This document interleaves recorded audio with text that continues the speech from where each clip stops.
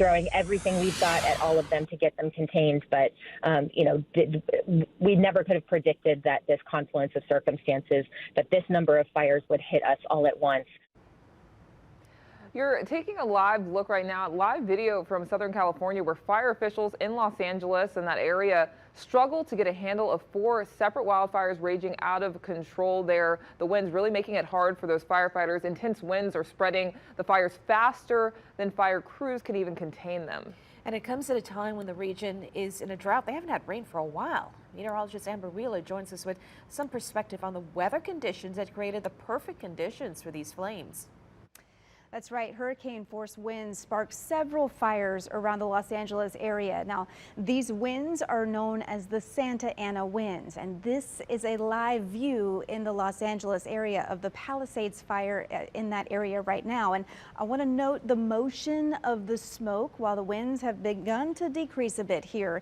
They're really showing their influence with the smoke and flames engulfing the hills here. Just an awful scene that they've had over the last 24 hours. Now, the current winds show gusts of around 20 and 30 miles per hour. These have really come down over the last several hours. They've come down a lot from yesterday when we saw wind gusts up to around 100 miles per hour. So what are Santa Ana winds? I want to show you what we have here. So we have a ridge of high pressure that forms over the Great Basin and then an upper level low that forms near the desert southwest. Now the flow between these two create a very strong easterly and northeasterly flow into Southern California. The higher the pressure differences between these two, the stronger the wind. And as the wind flows down the mountainous terrain, the air compresses and it becomes drier, it becomes faster, and it becomes much warmer as well. But the air also increases by moving through and getting squeezed through the canyons and passes. So these winds can strengthen to hurricane force very easily. And the moisture content or lack thereof is a big component to the fire. And currently, their humidity values are in many places in the teens and continuing to fall.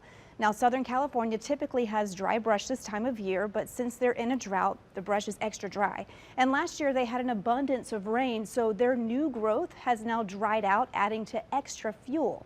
Now, according to California Fire, these are the latest details of the fires today. We've got 4 fires right now that they've given information on. The Palisades fire has doubled today to just under 16,000 acres burned.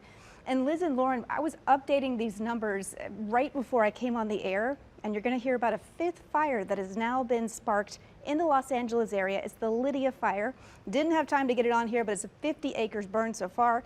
So now 5 fires in the Los Angeles area.